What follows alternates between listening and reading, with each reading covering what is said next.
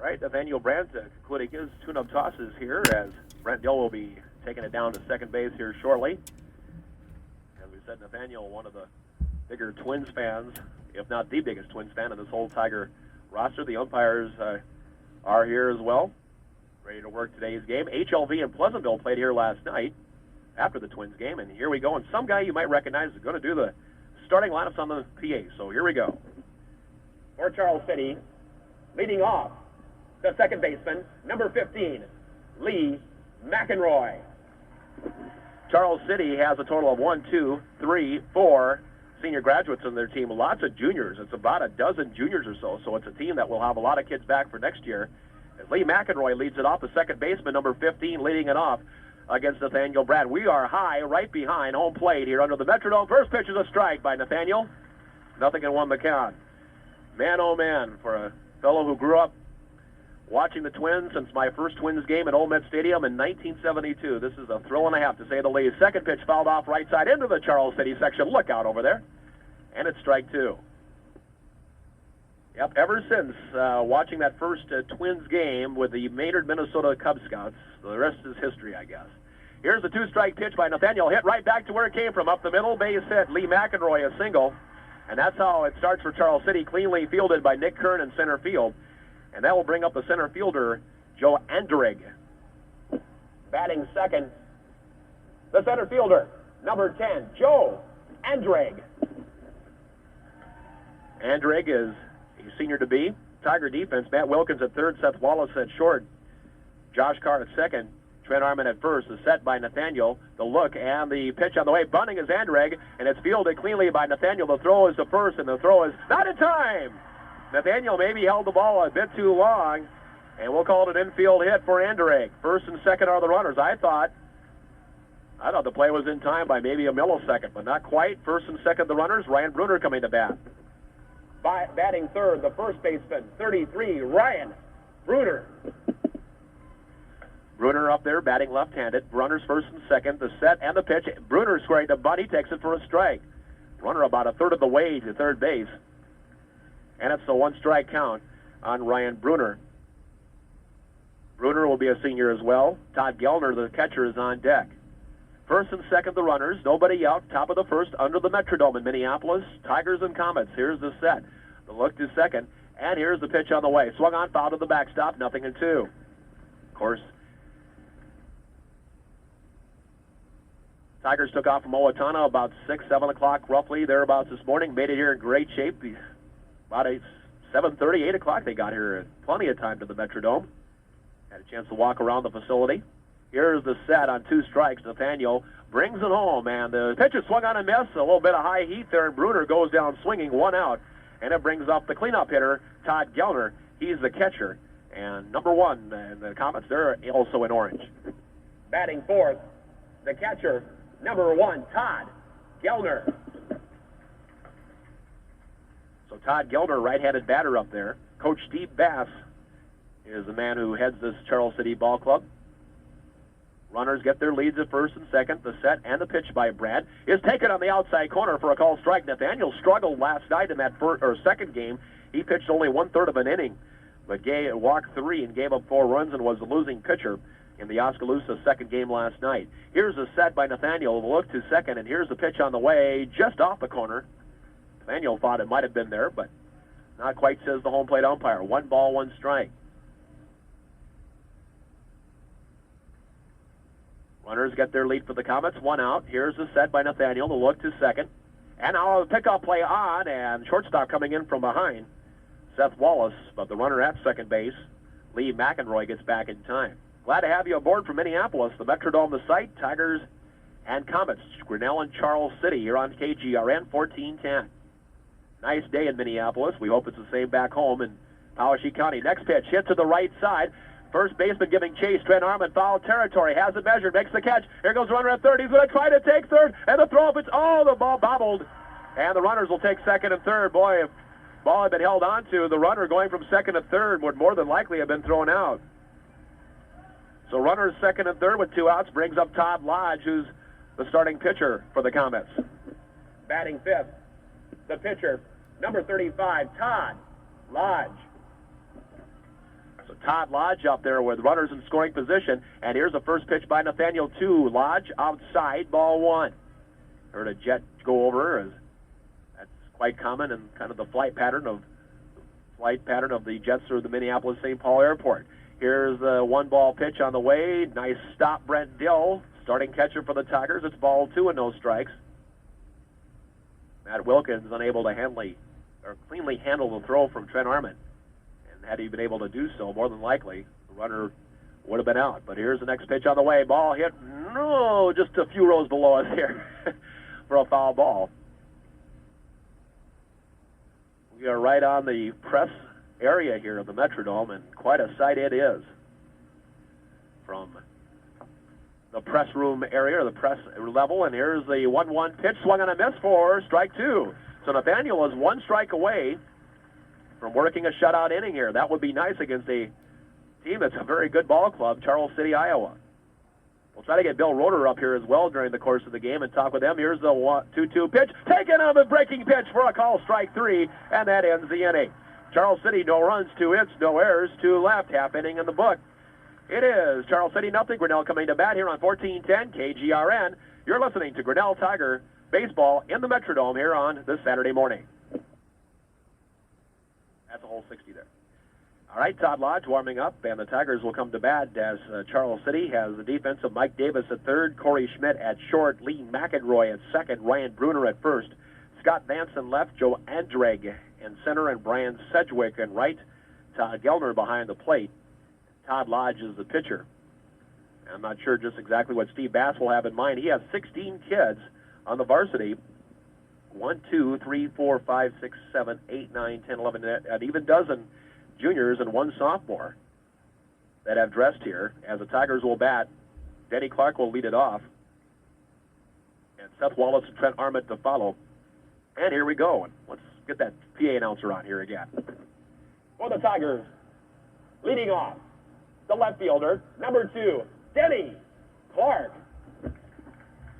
Tiger fans are in good shape. They sold 250 tickets, Bill Roederer did. We'll talk more about that, I'm sure, when Bill comes up to press area. And here's the first pitch on the way. Swung on to Denny Clark and hit to the screen for strike one. And we have the stats that Steve Kriegel has provided us with. Denny Clark hitting .448 on the year, 47 hits, 105 at-bats, 7 doubles, a team high, 24 RBI, also a team high. Denny sometimes hits second or third, but usually in the upper half of the batting lineup, and today batting in the leadoff spot. Next pitch taken for ball one. 1 ball, 1 strike, no scored, bottom of the first from the Dome in Minneapolis. So Nathaniel gives up 2 hits, and his one went, and there's a ball hit. Oh, line drive right back to the pitcher on 1 hop, taken by Lodge, who throws it to first. Denny hit it hard, but a comebacker right to Lodge for the putout. 1-3 in the score sheet, 1 out, brings up Tiger shortstop Seth Wallace. Batting second, the shortstop, number 24, Seth Wallace. And Seth's parents, Denny Clark's parents, all here, the parents of about all the Tiger fans, and the Tiger players are here, that I can tell. Here's the windup by Lodge, and the pitch to Seth Wallace taken high and outside for ball one. Charles City had the first 2 get on by virtue of a hit, but Nathaniel Brand struck out 2, along with giving up 2 hits. Here's the next pitch on 1 ball to Seth Wallace inside, ball 2. Good eye there by Seth with Trent Arment on deck. Charles City sold over 200 tickets. It looks like their numbers are comparable to that of what Grinnell High School sold. Here's the next pitch on the way. It is taken inside half of the plate for strike 1. Seth didn't totally agree with the call. 1 strike, 2 balls, 1 strike the count. 1 out. Here in the bottom of the first from the Metrodome, Grinnell and Charles City. Here's the 2-1 pitch taken upstairs. Seth had a notion, didn't turn on the pitch. Steve Kriegel coaching at third base for the Tigers. It looks like Kirk Lofton down at first base. It is. 3 balls, 1 strike. Here's the wind. Here's the pitch by Lodge. Outside, way outside. In fact, ball 4. Seth Wallace aboard. The Tigers have their first runner on. We remember what happened last year, and we'll talk more about that as this game goes on. Batting third, the first baseman, number 6, Trent Arment. Last year, the Tigers fell behind 8-2 to Algona, only to come back late in the game and win at 9-8. Tigers 1-1 in game. And there's a throwback, and almost picked off was Seth, who almost wandered too far off. So Tigers, I guess we can say, are 1-1 in games played in the Major League ballparks, losing to Fort Madison. There's another quick throwback, and Seth back in time, standing up. Boy, Lodge doesn't waste any time getting the ball over there. He's a right-handed arm up there. And he gets over to first base in good shape. Ryan Bruner covering at first, holding the runner. Here's the set. And now the first pitch, and there's the runner going. The swing and a miss. There's a runner trying to steal. He's safe. Safe at second as Seth Wallace is sliding head first. So the Tigers with a runner now in scoring position with one out. Trent Arment with a batting average of .324. 24 hits, 74 at-bats. 2 doubles, a triple, 1 home run, 13 RBI. Denny Clark's 3 home runs. They make it 3 home runs for Denny, a team best. The set and the pitch on the way. Swung on, right side foul, so a count of 2 strikes now on Trent with Brent Dill on deck. John Thompson is scheduled to throw the next inning. We'll see if that continues to be the case or if we have a change from the original plan. Here's the set and the 2-strike pitch on the way. An off-speed pitch swung on, hit toward center, in for a base hit. Fielded by the center fielder, Steve Kriegel, waving around Seth Wallace. He'll try to score. The throw cut off, and it's not in time. And the Tigers on the board first. Trent Arment single to center, scoring Seth Wallace. And it's 1-0 Tigers. Just to the left of second base. And it's Brett Dill coming to bat. Oh, my goodness. Twins baseball cups. All right. Thank you, Deb. All right. All right. Another collector's cup. Just what the house needs. A Twins collector's cup, no less. Here's Brett Dill coming up. Batting cleanup for the Tigers. The catcher, number 22, Brent Dill. And there's a throw back to first. Back in, standing up is Trent Arment.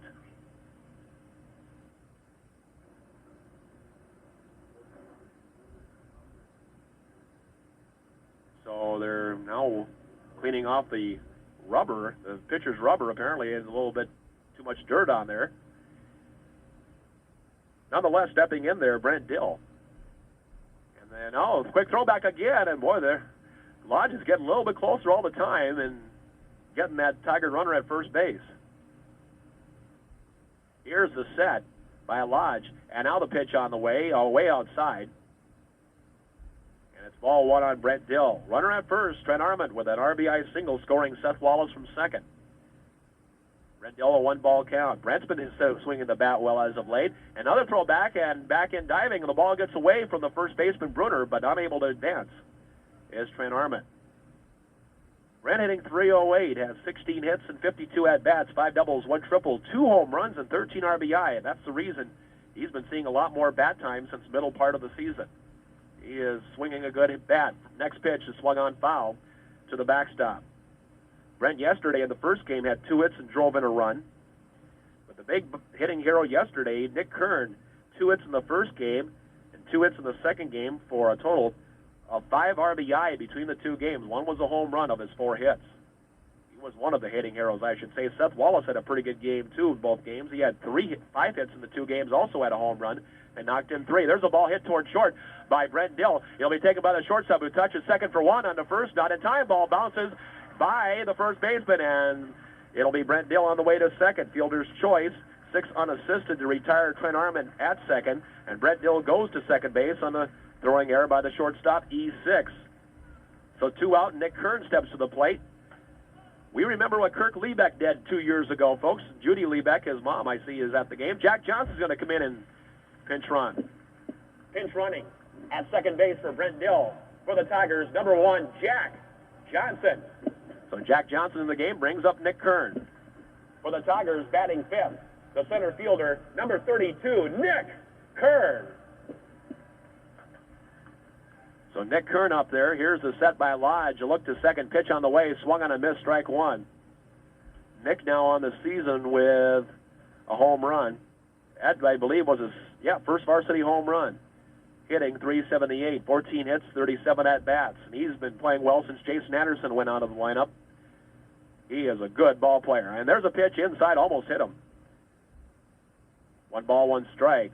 I saw Nick in a high school game this year throw out a runner at third, trying to advance from second to third on a ball hit to medium deep right, and on the line, he threw the runner out by a mile. It was the most impressive one of the more impressive plays I've seen by a high school player, period. You don't see that very often where somebody can throw a runner out from right field and on the line throw the runner out from second to third. Only in the majors do you see that very often. Next pitch, swung on, hit to center. That should be in for a base hit. It is fielded on one hop by the center fielder, and the runner, well, will try. And now Nick Kern is way off first base, and he scrambles to get back. He does. There's nobody covering anyway. But Lodge scrambled to try to tag Kern out as he got about a third of the way off first base, and Nick's pretty happy. I don't blame him. That was a sharp single fielded by Joe Anderegg in center. And runners at the corners for the Tigers brings to the plate Jason Epperson. He's one of the many graduated seniors, 5 of them. And here's Jason to the plate.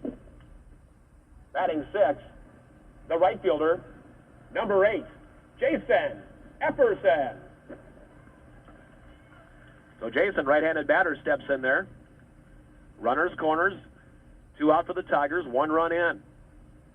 Lodge quickly throws back, and Nick gets back, diving back into first base. Kirk Lofton really getting his money's worth, getting those players back in, because Lodge, I'll tell you what, he does not waste any time getting it to first. Here's the set. Here's the pitch. Runner going for first. There's a ball hit hard to center. I think that, or is it going to be caught? Boy, that one was given a ride by Jason Epperson, but center fielder Joe Anderegg there to make the catch. So the inning ends, but the Tigers score the first run of the game, and they do so on 2 hits. 1 Charles City error, 2 left on base. Second inning coming up. Grinnell 1, Charles City nothing on 1410 KGRN. You're listening to Grinnell High School Baseball north of the border. So we have John Thompson, I believe, now pitching. Yep, John Thompson is going to pitch the second inning. And Steve Kriegel just says, hey, give me 1 good inning, and that's all he's going to ask for from his Tigers in this game. So Nathaniel Brandt gives up 2 hits but strikes out 2 and works a shutout second. Tigers up 1-0. And I'm not sure if Nathaniel's staying in the game to play second or not. I'll have to check the number without the benefit of binoculars. Yep, Nathaniel is staying in the game. He will play second base. Now pitching for the Tigers, number 45, John Thompson. Now playing second base for the Tigers, number 4, Nathaniel Brandt. Leading off the second inning for Charles City, batting 6, the shortstop, number 4, Corey Schmidt. Corey Schmidt leads it off here for Charles City against John Thompson. And here's the first pitch, swung on over the head of the pitcher and past the second and short to center field, a base hit for Corey Schmidt. Fielded cleanly by Nick Kern. So Nathaniel Brandt now at second. And that's all the changes I can see right now. A quick glimpse, and that will bring up the third baseman, Mike Davis. Batting 7, the third baseman, number 20, Mike Davis. So Mike Davis coming up there for Coach Steve Bass. Number 20, here's the set by John Thompson. The pitch on the way, runner going. A pitch is outside, the throw on the way by Brent Dill, not in time. Stolen base, Corey Schmidt. Didn't waste any time getting loose off the base paths this morning. And now runner at second base. Nobody out. Tigers 1, Charles City nothing. We see a group of youth groups from the Grinnell Presbyterian Church here as well. Dennis and Chris Day have got the kids here. Some members of the First Presbyterian Church in Grinnell. I knew they would be here, and for those of you listening or hoping they make it here in time, they made it here in decent time. First pitch missing for ball 1. Next pitch upstairs, ball 2. So runner at first is Schmidt. Mike Davis, a 2-ball count on E. A wide open stance up there does Davis. And here's a 2-0 pitch, runner going, and here's a throw down. Nobody covering right away, and in there at third base, Corey Schmidt, another stolen base. Tigers had their guard down just a little bit there. So now runner at third. Nobody out, and I believe that was ball 3 on that stolen base attempt. We'll double check. I'm looking for a help on the scoreboard, and I'm not finding. Well, there's 4 straight bad ones anyway, because Mike Davis is on with a walk, and now runners at the corners with nobody out. Brings to the plate Brian Sedgwick, the right fielder. Batting 8th, the right fielder, number 8, Brian Sedgwick. So runners, corners, nobody out. Charles City with another threat here. John Thompson to the set. Looks to third, pitch on the way, runner going About a third of the way in there for a strike, and John gets one across there for strike one. A one-strike count. Brian Sedgwick, Scott Vance, the number 9 hitter, on deck. John Thompson coming set now. Throw to first, kind of a token toss. Trent Arman snares it. Runner in time gets back to first. Here's the set again by John Thompson. Runners get their lead. Pitch on the way. Pitch outside. And there's the runner going to second on delayed steal. And now the runner at third tries to come home, and he will score. Stolen base for Mike Davis. Same for Corey Schmidt. Game tied just like that, 1-1.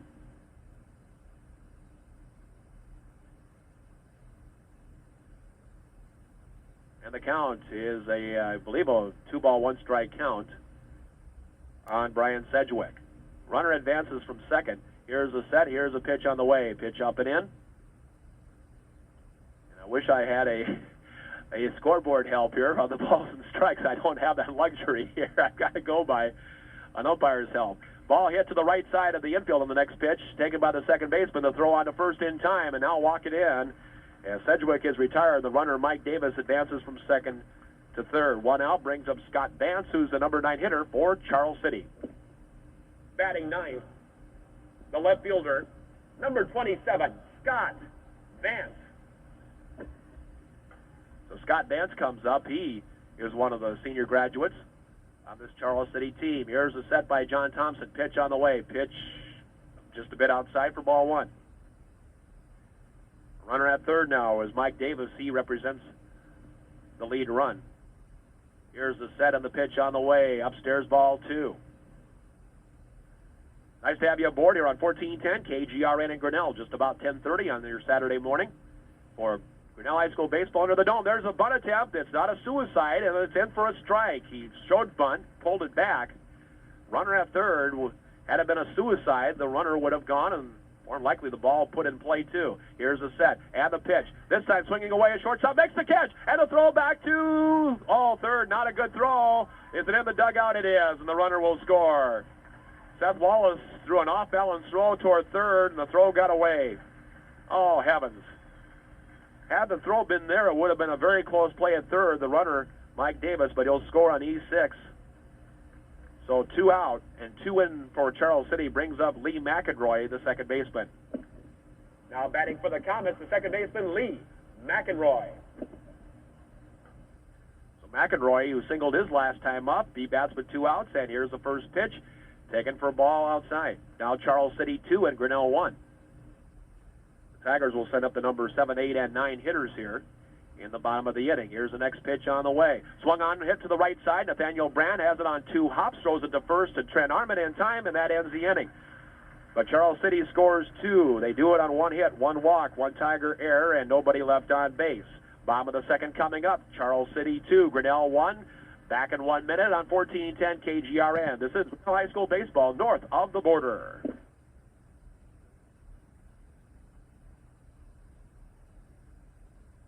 Playing second base, number 4, Nathaniel Brandt. Nathaniel Brandt leads it off for the Tigers here in the bottom of the second. Now playing second base. Here's the first pitch by Todd Lodge, taken on the outside half of the plate for strike 1. Kriegel at third base. Kirk Lofton assumes his position at first. Breaking pitch that did not break in. It was a bit of a low bridge there for Nathaniel Brandt. And it's a 1-ball, 1-strike count. Nathaniel followed by Matt Wilkins, followed by Josh Carr. Here's a 1-1 pitch. Swung on, hit hard to left center. Is it going where I think it's going to go? Center fielder can't get it. It's going to go to the fence here in left center. And Nathaniel will come into second. He's going to try for third. It's followed by the center fielder. And Nathaniel has a triple. Here's the happiest kid in the state of Minnesota. I've got to believe Nathaniel Brandt with a hard-hit triple to left center. He shakes hands with Coach Kriegel. Boy, oh boy, hitting a triple under the Metrodome in the home stadium of your favorite ball club. It doesn't get much better than that, I don't think. Here's Matt Wilkins going to the plate, third baseman for the Tigers. Batting eighth, the third baseman, number 33, Matt Wilkins. Matt Wilkins will try to drive in the tying run. A ball gets loose out in the left field bullpen. Charles City players warming up out there, maybe a new pitcher. And That's thrown back out to right. Tigers getting some warm-up activity down there. Next pitcher up will be Dan Carr, I believe. He's the next scheduled pitcher. John Thompson did well in his one inning of work. Here's a set. Here's a pitch on the way. Hit hard to left field. That is in for a hit. That'll be at least one. Nathaniel Brandt will score. Here comes Matt Wilkins coming around first. He's going to second, and Matt's looking at going to third. And here's the throw to third. If it's in time, it's going to be close. He is out of there. Oh, good relay. Shortstop, I believe, was out. How did they set that up? Yep, shortstop took the relay throw. Matt took a gamble.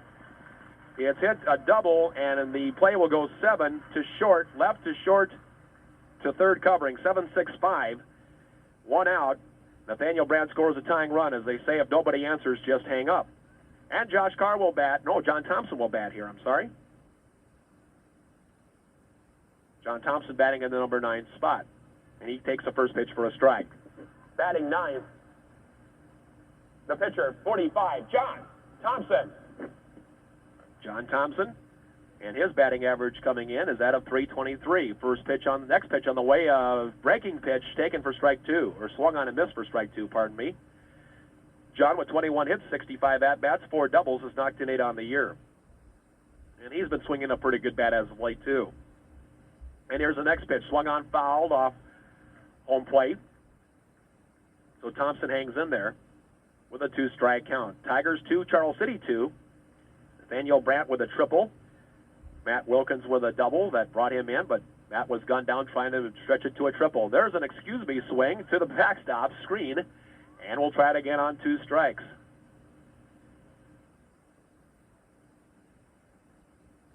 We hope to have Grinnell High School Activities Director Bill Roeder up here before too long. Here's the 2-strike pitch. John swings and misses. It looked like a pitch outside, but swung on and missed by John for out number 2. Brings to the plate Denny Clark, and he will bat here with 2 outs and nobody on. Now batting for the Tigers, left fielder Denny Clark. Denny Clark bounced out to the pitcher on a hard hit ball his first time up. Here's a wind by Todd Lodge. The pitch out. Ooh, that one right behind him. Didn't hit him, but then he had to dance out of the way, and there's a ball loose down now the right field line, and time is called. That one thrown out of play. And now we're ready to go. Here's the wind. Here's the 1-strike pitch on the way outside. 1 ball, 1 strike. Game tied 2 apiece. Bottom of the second with 2 outs. I can't get up very high here. I've had low ceilings in this particular area of the press box. There's a ball popped up. Should be caught. Catcher in foul territory. Can he make the catch? He does. Good play. Todd Gellner, foul territory. And that ends the inning on the foul ball catch by Gellner. 1 run, 2 hits. Back-to-back extra base hits. Produced just 1 run. No Comet errors and nobody left on base. 2 innings in the book. Grinnell 2, Charles City 2 on 1410 KGRN. Dan Carr will work the 3rd inning for the Tigers. You're listening to Grinnell Tiger Baseball under the Metrodome on KGRN. And I can see at this point, unless Tigers move to where I can see some uniform numbers, Nathaniel Brandt still in at second. And I think Jason Epperson, Trent Armand still at first. Jason in right. Center fielder is Nick Kern. And I think Denny Clark is still in left. Just trying to double check who I think we got a new shortstop out there. Might not be Seth Wallace. And I cannot tell. Looks like we have somebody new out. It's the shortstop position. He's ready to take the peg from Brett Dill, who's still the Tiger catcher. And coming to the plate, Joe Anderegg. And we'll have to double check who's at short, but let's bring up Joe Anderegg for Charles City. For Charles City, leading off the 3rd inning, center fielder Joe Anderegg. Here's a windup by Dan Carr, and his pitch inside, ball 1. I can't tell who the new Tiger shortstop is. It's just a little ways from the press area down to the infield area, and the next pitch is swung on, and Anderegg swings, and it comes up to hit him in the batter's box, so it's strike 1. A 1 ball, 1 strike count on Anderegg with Ryan Bruder and Todd. The catcher, Brent Dill, has it and makes the catch. Had it measured, and catch is made. And Rigg retired in foul territory. There's one out. And looks like number 20 out there for the Tigers. That's Scotty Polson, I believe. Yep, it is. All right, Scott Polson is now playing shortstop. Now batting the first baseman, Ryan Bruner. So Ryan Bruner to the plate, one out. Looks like Bill Roder's up here. We'll get him all situated here, high above press row here. Can't ask for a better press area than what we have here. I'll tell you what, we're well situated. We'll get Scotty Polson announced here. There's a strike for Ryan Bruner. Now playing shortstop for the Tigers, number 20, Scotty Polson. So one strike pitch. Here it is on the way by Dan Carr. Off-speed pitch, and it misses for a ball one, strike one count. Bill Roder is joining us here. We're getting them all situated. Bill, good morning, sir. Thank you for showing up here and doing the PA and the play-by-play. doing double duty here today. That's all right.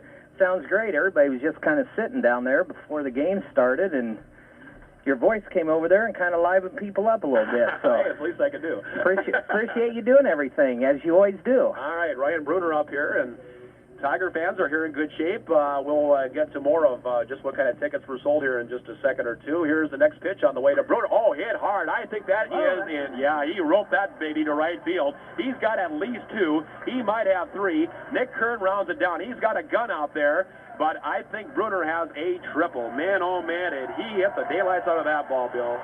I'll tell you, from way up here, John, that ball looks like it is a long ways from home plate, so no wonder why you made it that far. Well, you know, when Jason Epperson hit that fly ball to center day in the first inning, I thought it was well ahead, but I'll tell you what, you get a great view up here, no question. Yep, this is definitely the best place to be looking at a ball game, that's for sure. Now batting the catcher, Todd Gelner. So Todd Gelner to the plate, runner at third, one out. There's a ball hit sharply to third. Matt Wilkins will make one play. Let's get the out. Oh, and it's thrown past the first baseman. It'll be a hit, it'll be an RBI, and it'll be an E5 for Gelner to go to third. Boy, Matt Wilkins made the play cleanly, but his throw is off the mark. I'll tell you, and I noticed it in warm-ups too, John. I see a lot of the kids throwing the ball over. Putting a little something on the ball, I think, when you're playing here in the Dome. I think exactly. That's what it's all about. And the wide dimensions here, I think it's just, you know, when we play at home, everything's so confined and closed in, and you get in this wide open area, and I really think it's kind of deceiving for the kids. Absolutely. Now batting for Charles City, the pitcher, Todd Lodge. So runners second base now, 3-2 Charles City. Next pitch hit up the middle. Can the shortstop get there? He cannot. Base hit. Runner coming around third. He's going to score. Here's the throw. Not in time. That ball should have been cut off. Runner is going to go to second now.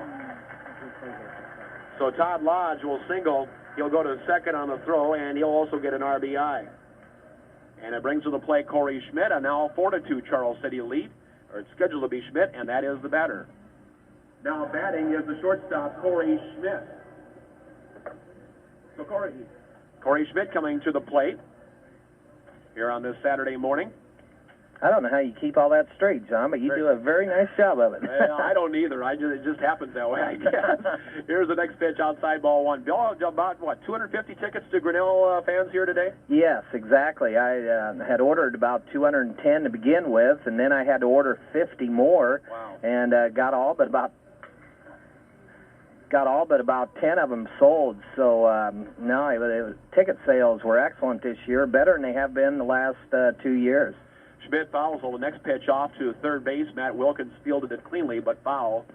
And the count, I don't have a luxury of a ball strike counter around here, unfortunately. I have a Fowler Field. I think it's 2 strikes on Mr. Schmidt here. And here's the next pitch. Swung on, hit back to the pitcher. Dan Carr knocked it, but throw it to first, Dan. Get the play. There you go. He looked at third, had a notion, but made the easy out at first base. So 2 out. Runner advancing from second to third is Lodge. And it brings to the plate Mike Davis, the third baseman. This is a pretty good Charles City team, Bill. They split a doubleheader with number 4 ranked Olwine last night. That's right, and I know at one time, and maybe they still are, I know they were ranked as high as either number 3 or 4 in the state ratings this year. So I know they... Oh, that one hit hard. That one hit hard by Davis. Is it going to stay in the park? It does. On one bounce, it goes over for a ground rule double. Oh, my. I'll tell you, if that ball doesn't get out of here, I don't know if any of them will, because that thing was hit real well. Yes, it was. And as they say on One Sports Network, he hit that ball very hard. You know, that every time I see one go out there, and every time we start looking to play in a park like this, all I can remember is 2 years ago when Kirk Liebeck yes. hit that one down the left field line at Busch Stadium, and cleared the fence, and what a sight. What a thrill for a young man. I'm sure he'll cherish that forever. Now batting the right fielder, Brian Sedgwick. Brian Sedgwick coming to the plate here with a runner at second and 2 outs, and now Charles City has put 3 runs on the board. First pitch foul to the backstop.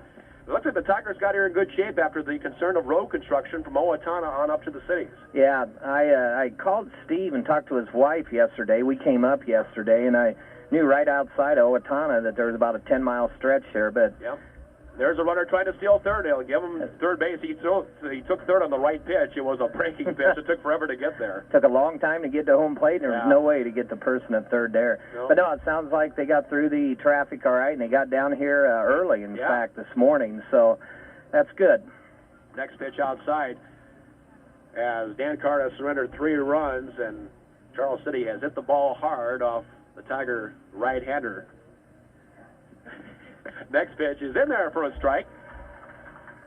And unless I can get my binoculars, maybe I can pick up his fingers, how many fingers he's putting up for balls and strikes. I know. That is the hard part. We're not using the scoreboard, and there is a reason for that. Okay. You got to pay something like $40 or $50 an hour in order to use that, and both us and Charles City thought that maybe it wouldn't be worth the... Ooh, there's a ball hit hard to right. The right fielder, Jason Epperson, has it measured. There they are. We'll just keep it here between innings as Jason Epperson, and give these outfielders a lot of credit, Bill, because you hear about all the commotion that goes on with trying to see the ball in the Metrodome, and I guess if you don't have somebody that hits it like Cecil Fielder high into the Teflon area, you're in pretty good shape if you can catch the ball in the blue background of the seats. And I think that's what we've seen so far to the ones out in the outfield, except maybe the one Nathaniel Brandt hit. Most of them have been pretty much line shots, and like you said, I think you can still see it in the blue. You don't get that sky one that's very difficult to see. For the Charles City Comets, 3 runs, 4 hits, 1 Tiger error, and 1 left on base. Bottom of the third coming up, Charles City will have a new pitcher. Number 25, Jerry Meade.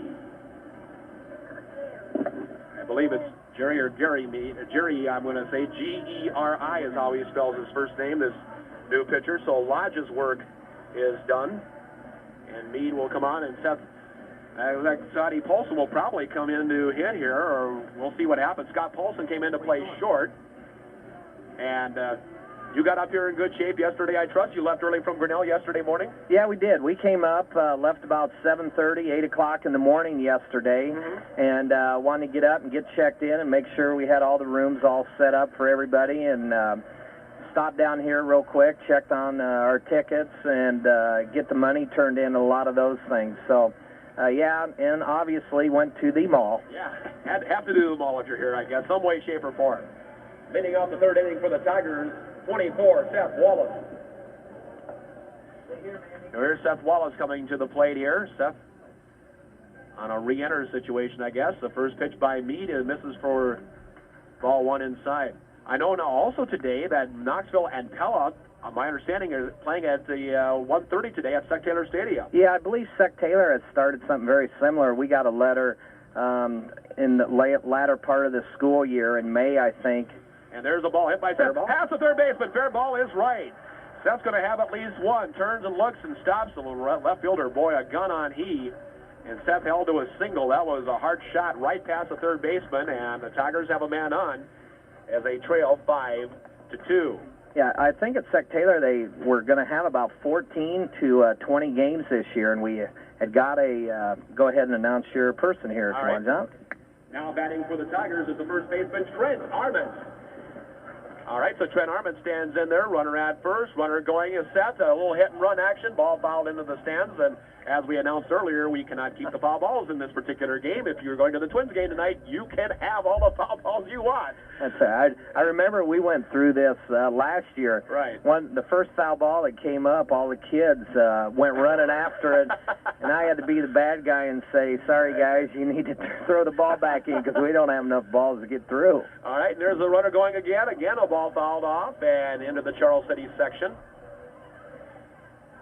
But no, we have to say about the sectender situation. It was modeled between what St. Louis has done with amateur baseball and also here in the Metrodome. HLV and Pleasantville played here last night from the area, and haven't been left any information but I'm sure it was fun had by all. They played starting probably about 11 o'clock. That was a 3-hour game last night by the Twins. And there's a ball hit between third and short. You bet. Base hit. Seth's going to look, going to go to third. Come on, get down there. Seth save. And here comes Trent Armand trying. He's going to stand in the second. Good heads up by Trent Armand.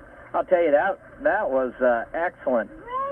Excellent executed play, without a doubt. Had the runner going, shortstop headed over to second base, and Trent hit it right in the hole. So that was set perfect. You bet. Hey, Brittany.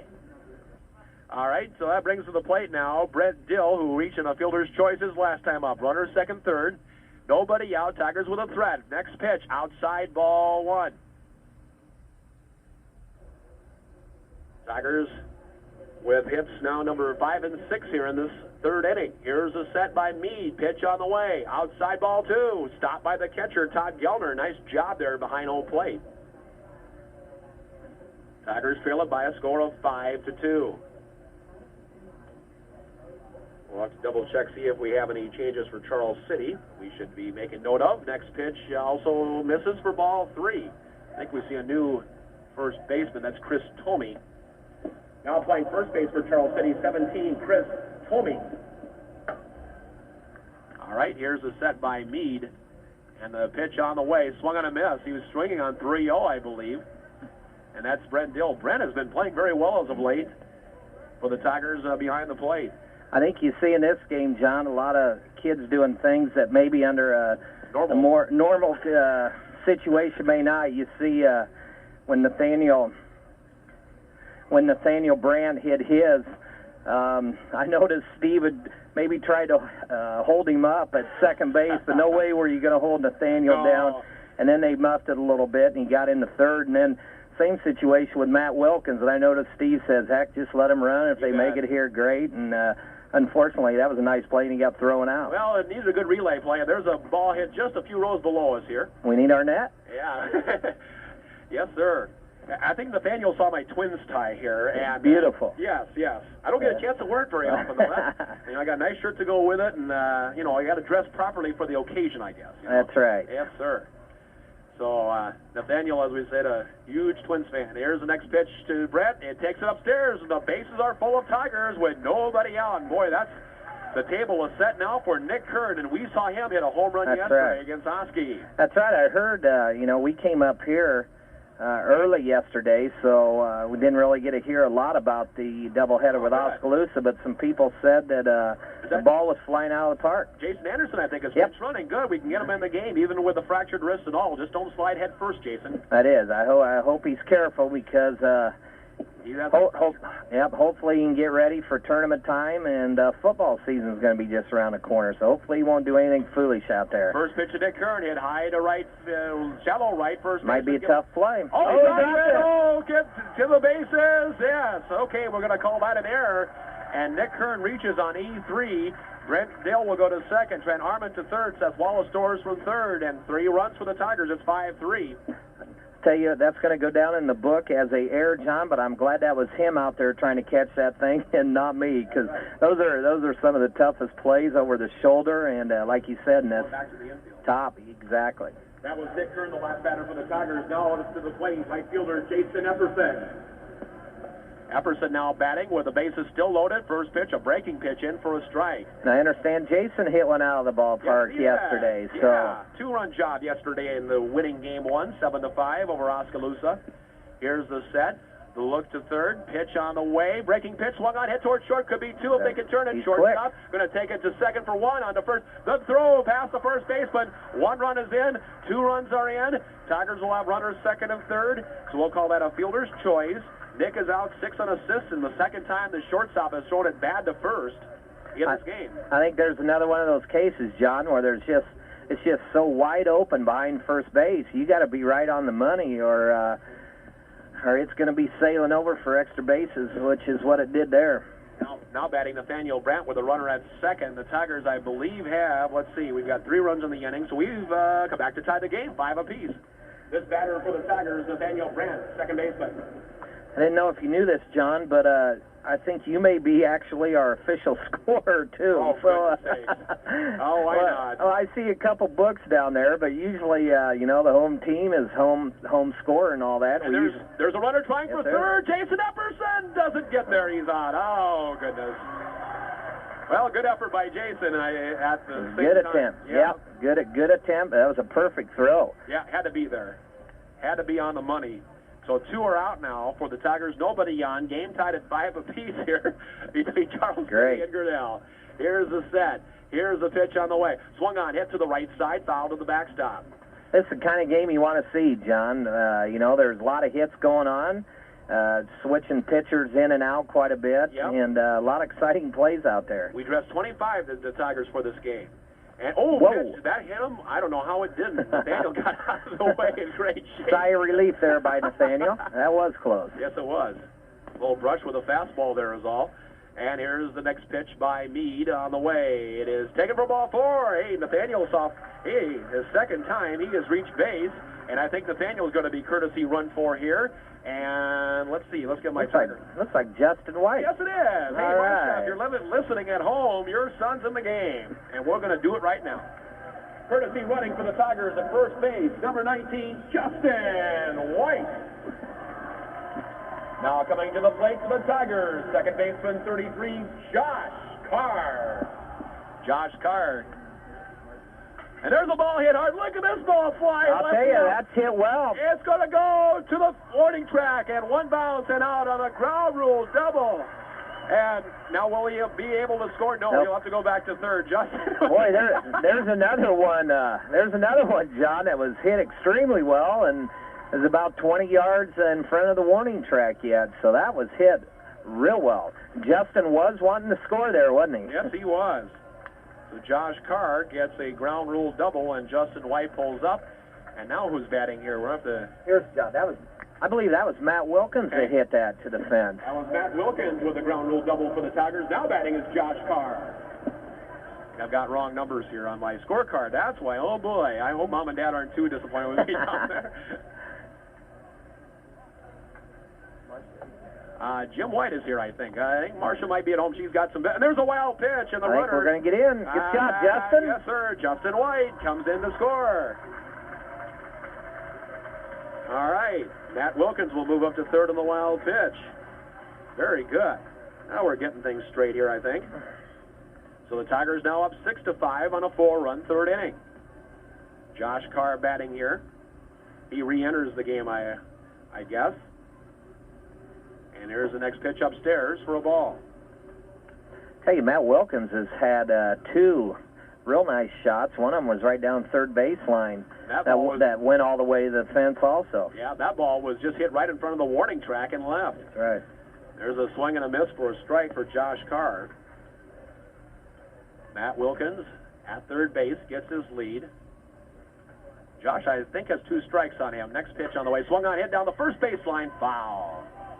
Tigers are hitting the ball. Yes, they are. This game. Both teams are really putting on an exhibition for the fans who have made the trek north of the border today, I must say.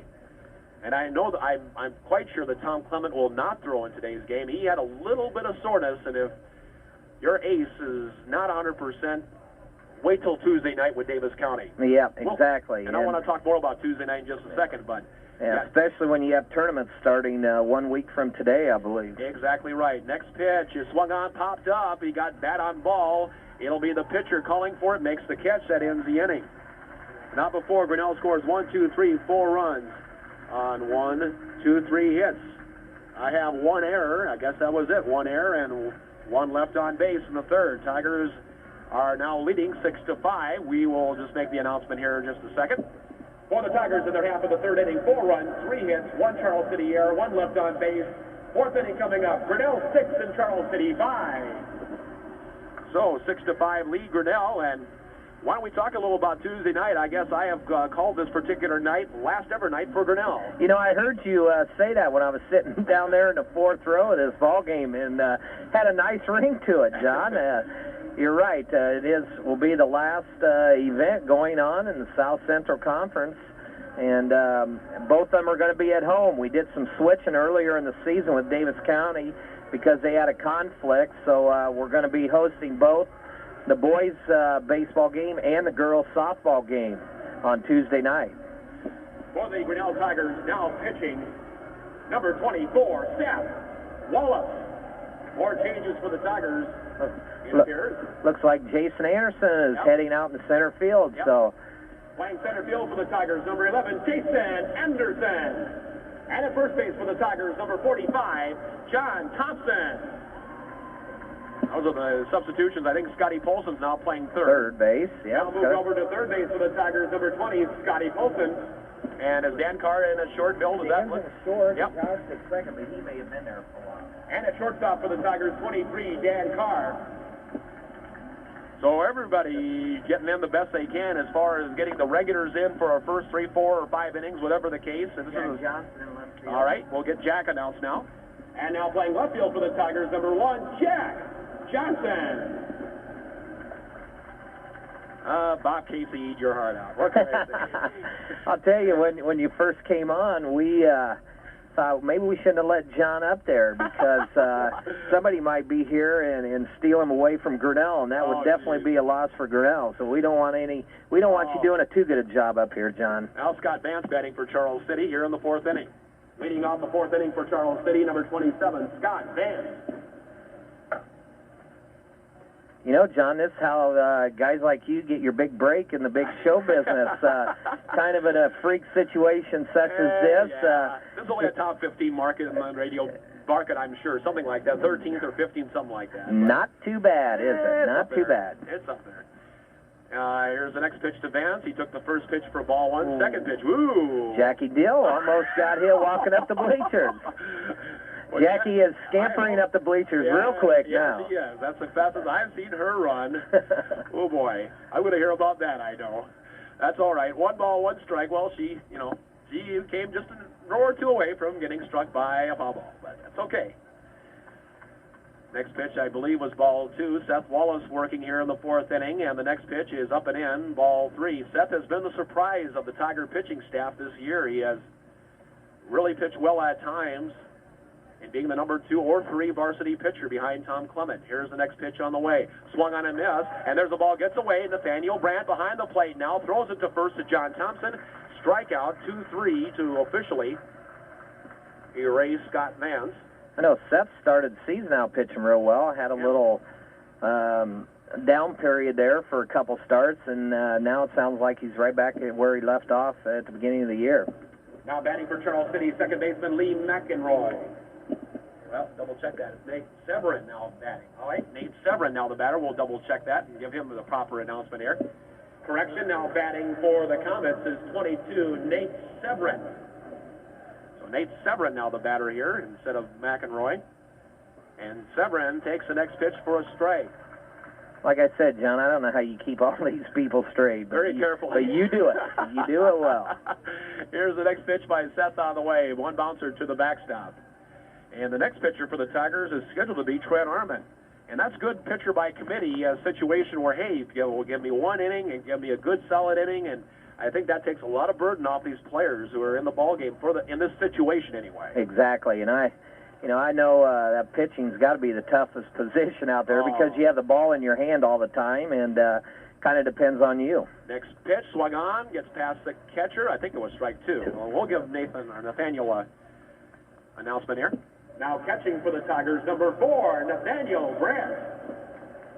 I think we got the bases covered now on the defensive side of the ball. I'll tell you, I can't tell. I can't tell who's out in right field. And there's the next pitch just outside for a ball, and so it'll be Severin who advances by virtue of a walk. I like these Twins Cups here. I got another Twins Cup for my collection. I'll tell you, those are nice. Yes, Their they schedule. are. Yeah. I don't know if you mentioned in right field, is that Eli Van Zanny out there? If he turns his number.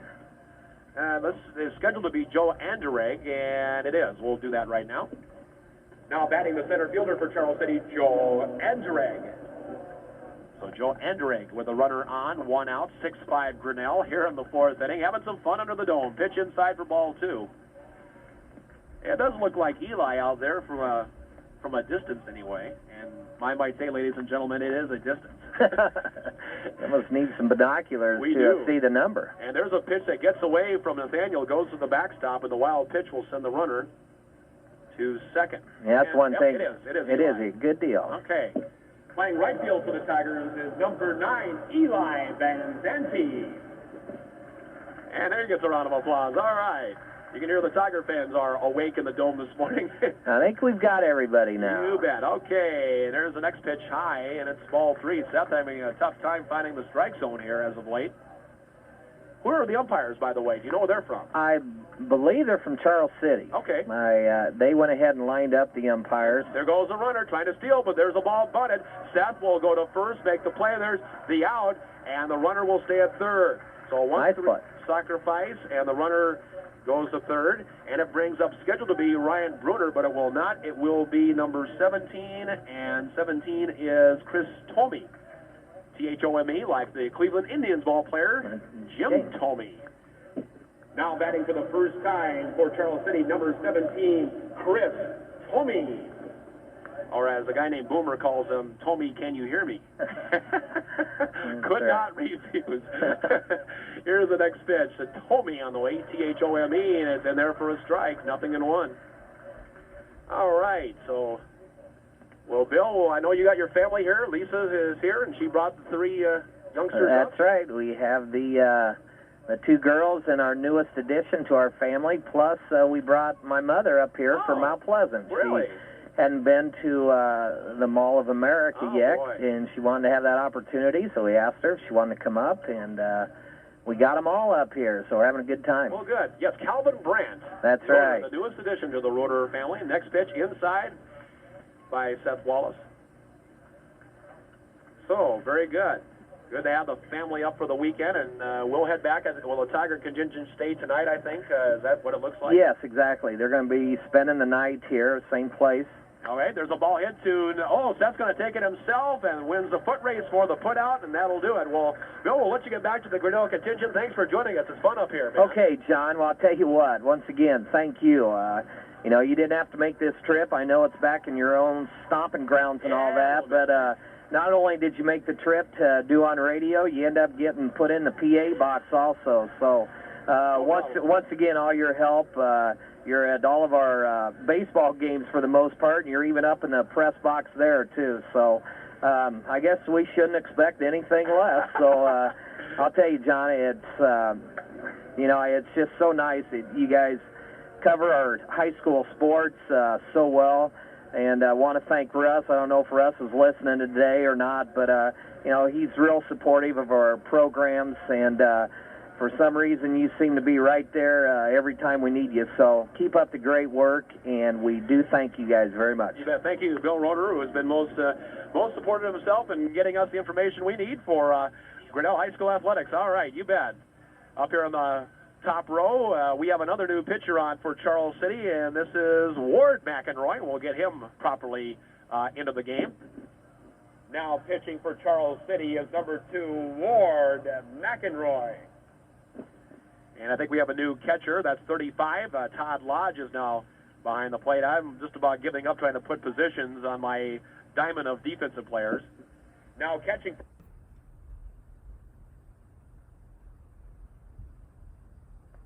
will appear before me. I can give them the proper recognition too, and that's about all I'm working with. Up here high above, high above in the Metrodome. 34, that would be Eric Kettleson at third. Now playing third base for Charles City is 34, Eric Kettleson. And batting for the Tigers, looks like Jack Johnson is coming to the plate here, and he will bat in the spot at the leadoff spot. Leading off the fourth inning for the Tigers, number 1, Jack Johnson. Jack Johnson, left-handed stick up there for the Tigers.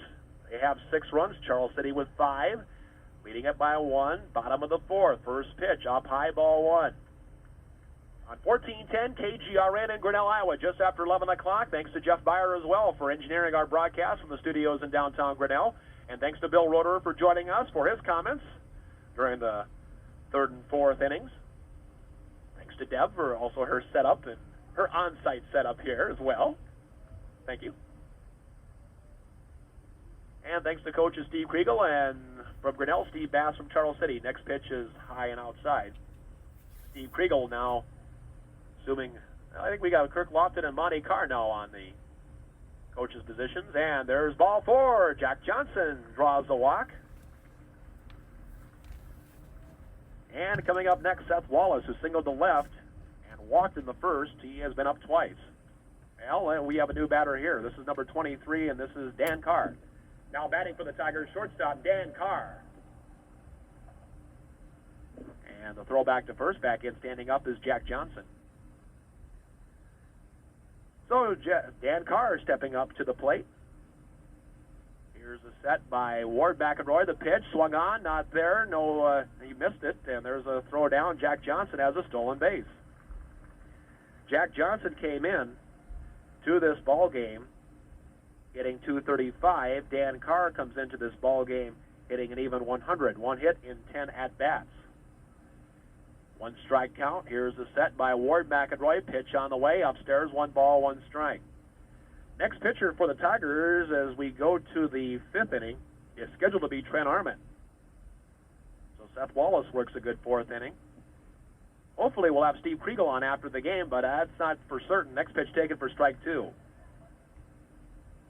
Because it is a jaunt from down on the field up here to the press box. But we'll give it a try anyway. Here's a 2-strike pitch upstairs and a bit outside, and the count runs to 2-2. So the Tigers leading 6-5 in baseball north of the border, Charles City and Grinnell. Here's a set by Ward McElroy. Pitch on the way, swung on and missed. A throw down to third, stolen base attempt, and he's out of there. Tigers have been gunned down to the base paths. That's 2 caught stealing, 1 trying to stretch a double to a triple, so 3 base runners erased.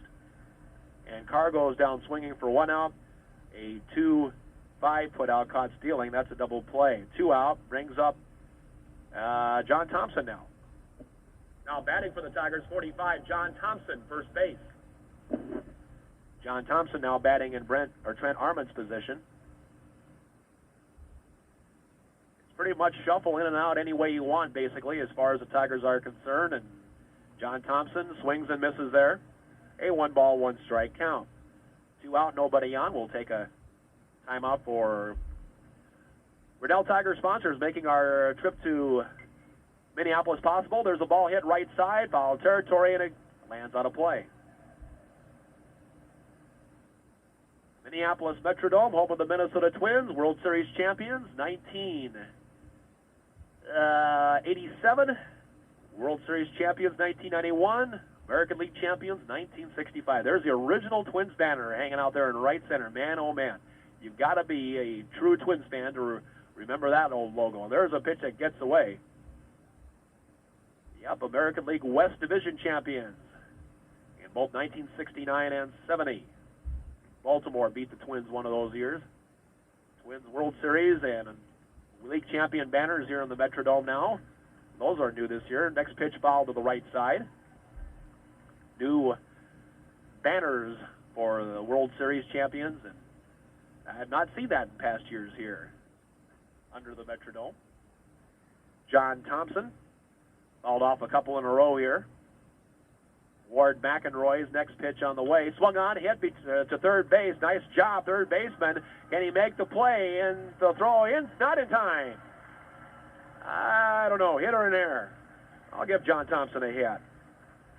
That's a questionable call. We'll make it a base hit. Ball was hit pretty hard. And now to the plate, it will be Scotty Polson. Now batting for the Tigers, third baseman Scott Polson. Scott Polson comes up here. Here in the fourth inning, throw back. First is not in time.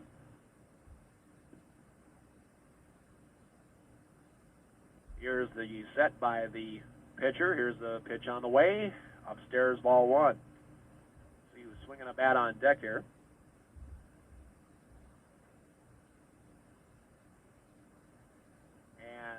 McEnroy brings it home. Next pitch upstairs. Runner trying to steal second. Here's a throw. Not in time. Ball gets in the center. And John Thompson has a stolen base. I saw him donning some lime green shoes coming in. He has his regular cleats. You should have seen the lemonade colored shoes he had on coming in. They were wild. I believe Scott has a 1-strike, 1-ball count on him. Here's the set by the pitcher, McEnroy. Pitch on the way, swung on and missed. And it's strike two. Nice little high up in the seat. We are, as far as up in this press row area is concerned. Next pitch is high, and it's ball two and strike two. They have a lot of teams from Iowa. I think Gladbrook Rhinebeck played here in early June. They played Hudson in a high school game under the Metrodome. So we've had quite a few area teams. Next pitch swung on and missed for strike three, and that ends the inning. No runs, 1 hit, no errors, 1 left. We go to the fifth inning, and the score now, Grinnell with a lead of 6-5 over Charles City. Back with the fifth inning after we take a 1-minute timeout for Grinnell Tigers sponsors. You're listening to Grinnell High School Baseball in the Metrodome in Minneapolis. Well, the new pitcher is Trent Arment for the Tigers. So Dan Carr has worked, Seth Wallace has worked an inning, and pitch by committee going pretty well here for the Tigers. These pitchers, of course, will have 2 days to rest, and then, if needed, after Tom Clement, I don't think I've seen Tommy in the ball game even yet. I know his parents, Mr. and Mrs. Skip Clement, are here. And I'm sure we'll see him somewhere somehow. Jack Johnson is still in left. Looking at the outfield, I think Jason Anderson's in the center. He could probably throw a ball with his wrist being as it is. He certainly can't grab a bat. That's the problem. He just can't get that injured wrist any kind of grip on the bat. I think we have a new third baseman. That's Andy Stewart. Now playing third base for the Tigers, number 18, Andy Stewart. Looks like this is Todd Lodge coming up here for Todd Gellner, and it is. So here's the first pitch by Trent Arment to Todd Lodge, who's now catching. Leading off the fifth inning for Charles City, now doing the catching, 35, Todd Lodge. Here's the next pitch on the way by Arment to Lodge. It right past the pitcher into center field. Base hit for Todd Lodge. Leading off the fifth, and let's see who bats here. This will be Jerry Mead. Now batting for Charles City, 25, Jerry Mead. So Mead now batting here for the runner on first. Tigers 6 and Charles City 5. And we have a pinch runner as well. This will be number 8. That is Brian Sedgwick. Brian Sedgwick will be the runner now at first base for the Comets. So Trent Arment sets himself. He comes set, and now a throw to first. John Thompson holding the runner at first. And back in standing up is Sedgwick. So all kinds of changes as we expect. Let's see who's down in the bullpen. Tigers have a little warm-up action. The next pitcher after Trent is Eli Vanzani, who gave the Tigers 4 solid relief innings in Game 2 yesterday. Here's the next pitch on the way. Outside for a ball. Maybe one of Eli's better pitching efforts on the year. And by my accounts that I understand, he is the hardest thrower on the Tigers staff, and if he puts control with it, he'll be that much dangerous. Next pitch is upstairs for a ball. Jerry Mead, who has been playing a little third base here, pitched an inning here as well. Here's the set. Here's the pitch on the way by Arment. Hit to the right side. Is it going to be in play? First baseman giving chase, John Thompson, but he watches it drift into the stands about 10 rows deep. So 2 strikes on Meade. At least a ball, and he gets a nice round of applause. Let's probably hear some of the Tiger fans in the background there. We'll put the crowd mic out there. They're a ways down the third base line, to say the least, from where we are at. Here's the set.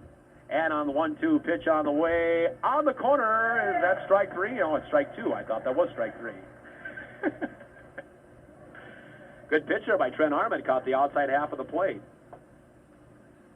Here's the set by Armand, and here's the pitch on the way. Pitch just inside. And the count runs full, 3-2. Umpire giving us the full count indication. I'm glad he gives us some indication, period. Here's the pitch on 3-2 on the way. Hit to the right side. This will go away, foul. Fans not giving quite the chase here as they might later tonight. And we have pointed that out to you earlier. Here's the set. And the pitcher, Armand, brings it home. Hit to the right side. Could be 2. Second baseman goes to the short, covering for 1. And that's all they'll get. Dan Carr got the force, touching second base. Fielder's choice, goes second to first, 1 out. Yes, we will do our applause up here. And then we'll bring up, scheduled to be Corey Schmidt, but it is instead Ryan Kayla, I believe. Now batting for Charles City, number 14, Ryan Kayla. Looks like K-A-Y-L-A on the sheet. And here's the first pitch to he's the only sophomore on this varsity roster. He looks like he's pretty well put together. So the runner is Meade, and Ryan Kayla batting here. Here's the set. Here's the pitch on the way. Outside ball 2. 2 balls, no strikes. 1 out. Runner at first. Charles City has 5 runs on 6, 7, 8 hits. Here's the set. Runner leading off. Here's the pitch on the way. Swung on and fouled to the backstop. That's a 2-ball, 1 strike count. Tigers with 6 runs in the game. 2, 4, 6, 8 hits. They've committed a couple of throwing errors in the game. Yep, 2 errors for each team, in fact. And I think all have been throwing errors in the contest, to my recollection. 2-1 the count. Trent Armand comes set. Here's the pitch on the way. Swung on and chopped foul off home plate. And the count evens up 2-2. We're in the visitors' half of the 5th inning. Top of the 5th, if you will. Scheduled 7-inning game. They'll play an inning or 2 of JV baseball then. And here's the next pitch outside. And I think the count, runs full, 3-2. Trent Armand struggling just a little bit here with control. And I think Eli Van Zandt is ready to go, and he may come in earlier if need be. Here's a runner going. Here's a pitch and swung on and fouled right side. Oh, somebody made the catch with a hat out there in right field. All right. There's a round of applause out there for that fan from the Charles City side. He just stuck his baseball cap out, and baseball went right in, just the way he diagrammed the thing, you know. Was it a Grinnell? Okay, it might have been a Grinnell freshman. Or some of the Grinnell freshman players out there who made the trip up. That's why the Grinnell side was wanting to applaud. I can't really tell, of course, from way down there who's all down there. But next pitch on the outside part of the plate for strike 3. And Kayla is rung up by the home plate umpire, who is from Charles City. So any question on favoritism, I think that just has gone out the window. And here's Eric Kettleson batting for the first time. Batting for the first time, the third baseman, 34, Eric Kettleson. Here's Eric Kettleson batting in Mike Davis's spot at third base. Swings and misses for strike 1, so 2 out here. 2 out here in the 5th with the runner still at first.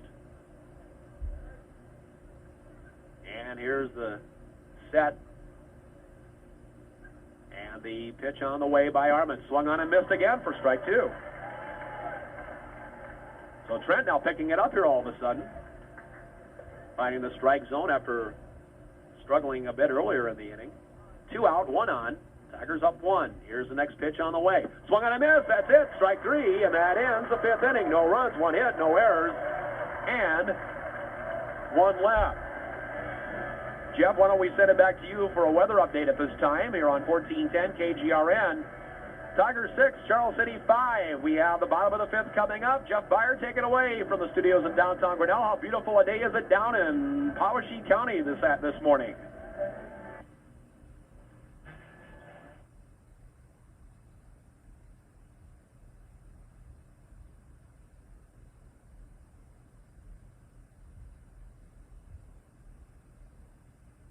For 18, Andy Stewart. Andy Stewart now batting here for the first time for the Tigers. And Nick Kern's number 5 spot in the order. And here's the first pitch on the way. And that pitch delivered by Ward McEnroy for a ball upstairs. Andy Stewart, his first year of varsity baseball for the Tigers. Next pitch swung on a miss, strike 1.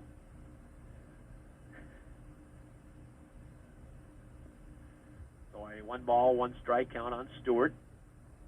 Looks like Eli Van Zandt. Oh, he bunts it in play. He bunts it pretty good. 2/3 up the line. Third baseman's going to have to make a throw, and he throws it over the head of the first baseman. Here goes Stewart. We'll give him an infield hit, and he'll go to second on a throwing error. E5, that's Charles City's 3rd error of the game. And they're all throwing errors. Brings to the plate now Eli Van Zandt, now playing right field for the Tigers. Let's see if Eli can do some damage here. Now batting for the Tigers and now playing right field, number 9, Eli Van Zandt. Eli coming into this game hitting .250, 1 hit and 4 at-bats. Here's the first pitch to Eli. Hit hard to left field. That ball hit pretty hard. Can the left fielder get there? He does with his back to the infield. Nice play by Meade out there.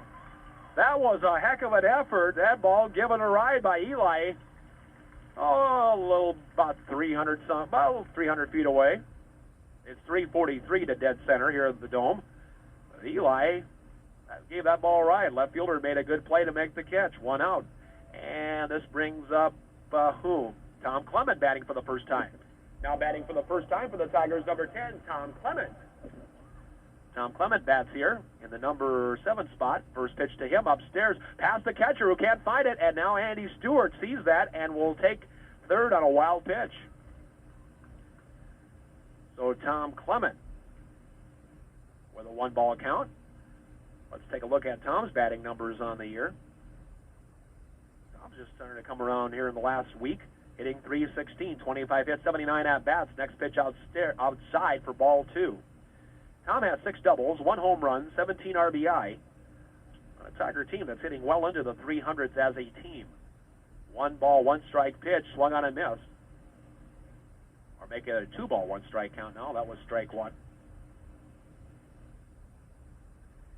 See who's swinging the bat down there now on deck. It looks like Justin White's swinging the bat. He's going to get up to bat next. And next pitch is outside. If my numbers are right, it's 3-1. Yes, it is. Here another jet going over the Dome area here.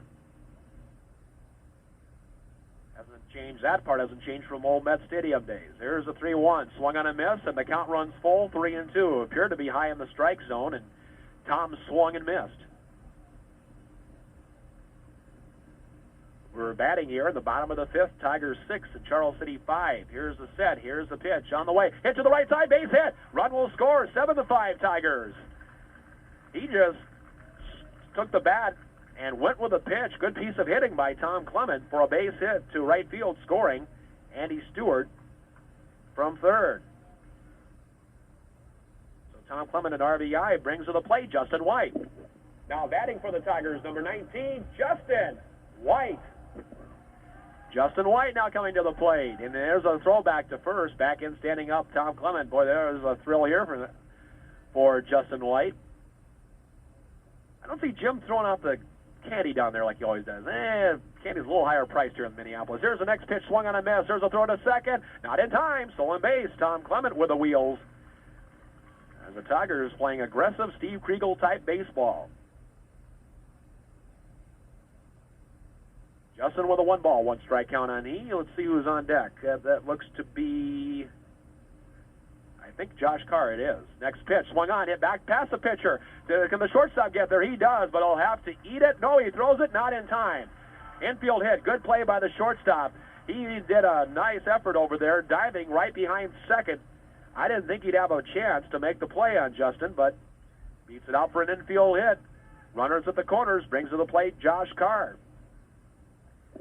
Now at the plate for the Tigers, number 30, Josh Carr. So Tom Clement, the runner at third, Justin White, the runner at first. One down, one run in, 7-5 Grinnell. Josh Carr takes the first pitch on the outside half of the plate for strike one. 0-1. Stand up for a little bit, that feels good. And here's a one strike out of the set. The pitch on the way. Runner going, taken for a ball. The runner is out of there as he slid late to Justin. And the runner from third did not try to score, so a caught stealing, shortstop, 2-6. And the Tigers have had 3 runners erased on the stolen base situation. Another runner trying to stretch a double to a triple was thrown out. Next pitch on the way upstairs, so 4 Tiger base runners have been erased. 3 trying to on the caught stealing situation. Here's the set by the pitcher, McEnroy. Pitch on the way. Hit to the left side. Is it going to drop? I don't think. It does. Off the left fielder. It bounces away from him. Here comes Josh Carr going to second. He'll be in with we'll call it a single, an RBI. The run scores from third. Josh Carr with a single. And he'll go on the error by the left fielder. And that is scheduled to bring up Jack Johnson, and it does. Tigers have scored 2 in the inning. They now lead 8-5. Now batting for the Tigers, left fielder Jack Johnson. Here's the set. McEnroy's pitch, outside, ball 1. Ward McEnroy, I believe this is his second inning. Lodge went the first 2 innings. Jerry Mead went the third inning. And McEnroy has pitched here in the 5th inning. And Jack Johnson, his second time at bat. A 1-ball, 1 strikeout now on Jack. And let's see who is on the on-deck portion of the plate. And that looks to be Dan Carr. Here's the set, the look, and the pitch on the way. Swung on and foul to the backstop. So a 2-strike count on left-handed batting, Jack Johnson. On 1410, KGRN in Grinnell, Iowa, coming up on 11:30. Thanks to Jeff Byer engineering our broadcast from the studios of downtown Grinnell. This is John Martinson. We hope you're enjoying Grinnell Tiger baseball from the Dome as much as we enjoy bringing it home to you. There's a ball swatted to the left side of the infield, taken by the second baseman, and the throw is in time. Lee McEnroy, I believe, and the throw over to first base, and the out is recorded. So 2 runs for the Tigers in that inning on 4 hits. There was 1 error. There were 2 errors in the inning, and 1 runner left on base. Tigers 8, Charles City 5. We have the top of the 6th coming up. Next Tiger pitcher up is Eli Van Zandt. And we'll take this 1-minute timeout for Grinnell Tiger sponsors on 1410 KGRN. This is Tiger Baseball under the Metrodome in Minneapolis. Ryan Holzer, it looks like he's the young man who's going to bat here in the Charles City lineup to lead off the 6th inning with the Tigers leading 8-5. They now have 8 runs on 2, 4, 6, 7, 8, 12 hits in the game. Tigers have committed 2 throwing errors. Leading off the 6th inning, 24 for Charles City is Ryan Holzer. All right. Time called by the umpire just before the pitch delivered. Looks like the Tiger rest of the defense is the same. Andy Stewart at third, Dan Carr at short, Josh Carr at second. Now Justin White is in at first. Jason Epperson in right, Jason Anderson in center. And in left field is Andy Stewart, it appears. Double check that. I think that's the number they've given me for Andy. Nathaniel Brandt behind the plate, and Eli Van Zandt working here in the 5th inning. Here's the next pitch by Eli. Swung on, hit hard to center. Back on the ball. Now the center fielder arranging over to right. Doesn't make the catch, and it gets away from the right fielder. Jason Epperson covering. It's off the glove of Jason Anderson. Here's the throw in. Is Holzer going to try to round the bases? No, he'll stop. He'll run it in from the infield. Jason made a long run. We'll give him a triple. That was not an easy play for the center fielder out there. Jason Anderson brings to the plate now Ward McEnroy. Now batting for the Comets, the pitcher, number 2, Ward McEnroy. Runner at third, nobody out. Now on the three-base hit. Now a fake of the throw back to third. As Charles City bats here top of the sixth. 8-5, Tigers clinging to the lead. Here's the pitch on the way. Swung on and missed for strike one.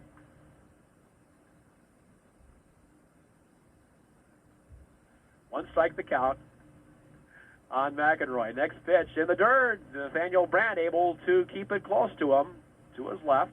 Up the line a little bit. Eli Van Zandt, good job not being a spectator. He came right away to cover home plate. That's what you're drilled to do in such instances. So Holzer, the runner at third. Van Zandt to the line. The pitch on the way. Swung on, foul to the backstop. So a 1-ball, 2-strike count. On deck batter for the Comets is Nate Severin. Tigers have dressed 25 young men for this trip, and here's the next pitch. It's inside. So a 2-ball, 2-strike count. Charles City has dressed 16 for this varsity game. And we'll look forward to tonight's game of Minnesota and Cleveland under the dome this evening. Here's the next pitch on the way. Hit past the pitcher. Second baseman, can he make the play? Josh Carr, the throw. Not in time. That was close at first. It appeared that it looked out from here. We've got a pretty good view up here of how close it is. We'll make it an infield hit for the batter, McEnroy, and he'll get an RBI. So 1 run in, and it brings up for Charles City, Nate Severin. Now batting for Charles City, Nate Severin. Here's a stretch and the pitch on the way. Oh, that ball hit hard to center. Jason Anderson didn't have to move very much, makes the catch, and quickly throws it back in. So Severin hits the ball on the line, 1 out, runner still at first, and now the batter will be Andrew Vickerman. Now batting for Charles City, number 11, Andrew Vickerman. Andrew Vickerman now the batter. Thanks to Coach Bass for the lineups for more reasons than one. Justin White holding the runner on at first. Now it's Grinnell 8, Charles City 6. These two teams have given the fans here their money's worth and then some. There's a ball hit to right field. It will go foul and out of play about 5 rows deep in the blue seats. And they're all blue seats here in the Dome, in fact. 327 to dead right field, 408 to dead center. 4 uniforms retired. They're out in left field. And there's a ball past the pitcher, past the infield, into center, base hit hard. As Vickerman has a hit. 3 hits in the inning off Eli Van Zandt. They have hit the ball hard, all 4 at bats. Next batter is that of whom? Chris Tomey. Now batting for Charles City, number 17, playing first base, Chris Tomey.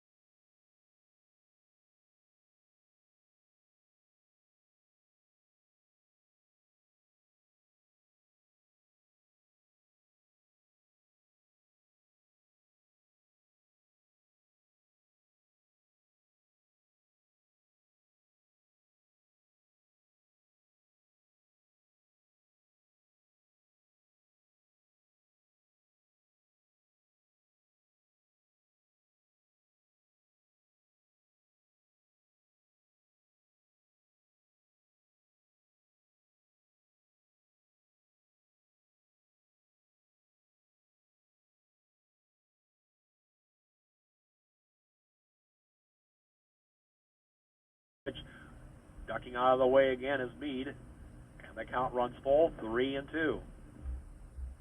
2 outs, nobody on.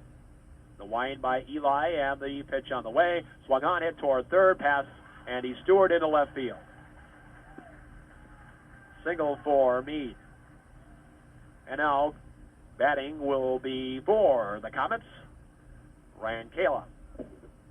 Now batting for Charles City, Ryan Kayla. So Kayla now comes up with a runner at first and 2 outs. Eli facing the 8th batter of the inning. The set and the pitch on the way. Swung on, hit toward short. Up with it. It'll be Dan Carr to brother Josh covering. Fielder's choice ends the inning. 6-4. 4-run score on 1, 2, 3, 4, 5 hits. 2 Tiger errors, and they contributed to run scoring. And 1 runner left on base. Bottom of the 6th coming up. Charles City 9, Grinnell 8. Back in 1 minute on 1410 KGRN. You're listening to Grinnell High School Baseball under the Metrodome in Minneapolis. New pitcher now for Charles City. This is Scott Vance on the hill. He throws left-handed. Ryan Bruner is back in the game. They may have a few more varsity regulars, and I think that's the case. It looks like Gellner is back in at catcher for Charles City. Back in at catcher for Charles City, Todd Gellner. Also back in first baseman Ryan Bruner. And looks like they have a new second baseman, Lee McEnroy, back in. Lee McEnroy also back in at second base. And Davis is back in at third. So they're wanting to win this ball game, obviously, with some of their top guns back in. And now leading off Dan Carr for the Tigers here in the bottom of the 6th. And here's Vance winding up. He brings it home. Low for ball 1. For the Tigers leading off the 6th inning, number 23, the shortstop, Dan Carr. Dan Carr leads off. On deck appears to be Tom Clement. And here's the next pitch by Vance. Swung on and missed, strike 2. Charles City taking the lead on 9-8. We'll have our noontime information beginning after this game concludes. Our coverage of high school baseball north of the border. Here's the wind. Here's the pitch by lefty Scott Vance. High and outside, ball 1. 1 ball, 2 strikes. John Martinson with you on KGRN as we bring it home to you on this Saturday morning. Hope you're enjoying Grinnell Tiger baseball under the Metrodome. Pitch inside. I believe it's a 2-ball, 2-strike count.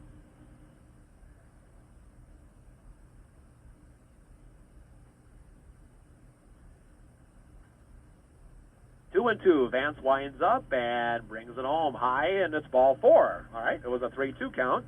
So Dan Carr is on by virtue of a walk, and it brings up Tom Clement, who now bats here in the number 3 spot. Now batting for the Tigers, number 10, Tom Clement.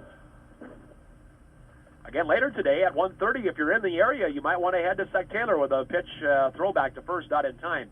1:30 this afternoon, a couple of South Central Conference schools, Pella and Knoxville, will play at Sec Taylor Stadium. That's a good matchup of Marion County teams. First pitch, offside half of the plate for strike 1. Knoxville leading the conference, and they are, of course, the number 1 team in the state. We'll see if that changes with the voting done on Monday. And there's a throw pitch thrown away past the first baseman, Bruner. Here comes Dan Carr coming to second. It'll be an error on the pitcher. And for Charles City, they have committed 1, 2, how many? They've committed 5 errors now. I know they played a doubleheader last night with Olwine, and this is a short amount of time between games for they, too, like Grinnell, so Tigers playing that doubleheader at noon with Oski yesterday. Both teams playing conference games. Next pitch, high and outside. So obviously we're not seeing number 1 pitcher being used, I'm sure, or not even number 2 by either team in this contest, as they have conference games early next week for sure. Next pitch in for a strike. Mr. Umpire, would you help me with the count here? Has at least 1 strike and 1 ball, that much, with the runner now at second. Here's the set by Vance and the pitch on the way. He fights it off, pitches it to the right side. Play is fair, and Vance will throw it to first in time. A 1-3 putout was just as good as a sacrifice. Out number 1, Tom Clement retired on a bounce out to the pitcher, throwing to first in time. Brings to the plate, Brent is scheduled for Brent Dill's position, but this is Justin White once again, batting in the number 4 spot. Now batting for the Tigers, the first baseman, Justin White. Justin, right-handed batter. Let's see what he can do here with a runner at third and one out. High and outside, ball one. Tigers with a tying run at third base. One ball count, Justin White. Well, may have some new players, I'm sure, that will come in next inning. There's a ball hit pretty hard to center. Should be high enough or long enough to score the run. Here comes the runner coming in from third. The throw is going to come straight on. 2 bounces, not in time. Sacrifice fly, Justin White. Tying the game at 9 apiece. 2 out. And Dan Carr in to score on the sac fly by Justin White. Brings to the plate Nick Kern coming back up here. Now batting for the Tigers, back to the plate, number 32, Nick Kern. Nick Kern has long ball potential. And he comes up to bat here with 2 outs and nobody on. And the first pitch is high for ball one. We're in the bottom of the 6th. An interesting game to say the least. 9-9 now the score. Grinnell evens it up here. They've scored in every inning but the 4th. I don't think either team's been retired in order. They have not. The other team has been retired 1, 2, 3 in a given inning. Here's the next pitch on the way. Scott Dance. And the pitch, a swing and a miss. That time, a swing and a miss by Nick Kern.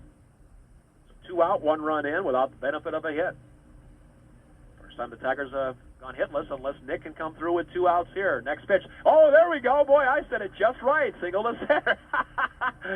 Boy, the Tigers will go hitless in this. Nick Kern comes through, and he listened to me up here.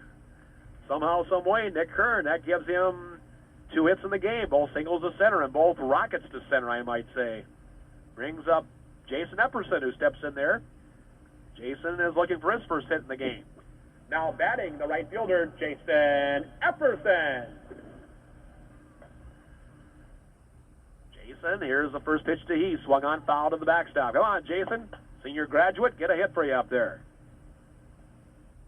Jason Epperson, along with Nathaniel Brandt, Dan Carr, John Thompson, the senior graduates for this Tiger team. Denny Clark, 5 of them, all together. Here's the set. And the pitch by Vance. A ball hit, popped up, should be caught. Second baseman, first baseman, who's got it? Second baseman makes the catch, and that ends the inning. Tigers score 1. They do it on 1 hit. There was 1 Charles City error. 1 left on base. Top of the 7th coming up. We're in a tie game, 9-9. Let's take a 1-minute timeout on 1410 KGRN. You're listening to Grinnell High School Baseball under the Metrodome in Minneapolis.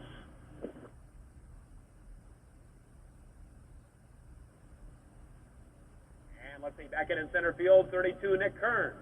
So the Tigers have their regulars back on the field now. Dan Carr at short. Let's see, you've got John Thompson at first. Seth Wallace now at third. Tom Clement now in to pitch. I guess the shoulder's all right. He will pitch an inning here. Brent Dill back in catching. Denny Clark in left. Nick Kern in center. Jason Epperson in right. 9-9 score is what I have. I may have been a little lenient on some scoring situation, but listen, this is the Metrodome, and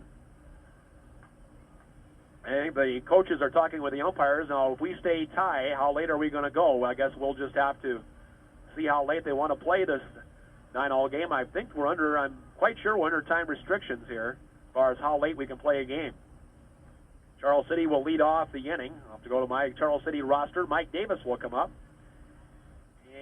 and he bats back in his number 7 position. And here we go as Brent Dill throws it down to second.